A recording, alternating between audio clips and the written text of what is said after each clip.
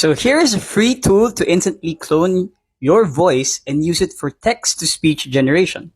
So gawin mo lang, head over to Fish Audio and sign up for free.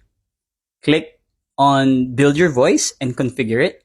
Choose if you want to build it publicly or privately. So optional, pwede mo i-upload yung cover image, give mo ng name yung voice mo, or either upload a recording with your own voice or record one on the spot.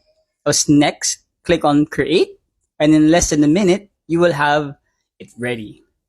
Now use your voice and give it a text, and here's the result. I've been experimenting with Fish Audio's text-to-speech. It's not perfect, but for such a short audio sample, it did a really good job.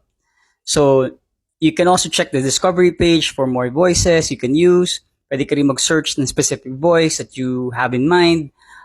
Fish Audio gives free users 50 generations per day, which is super generous, and 1,000 generations for higher audio quality for premium users. So give this tool a try and let me know your thoughts in the comments.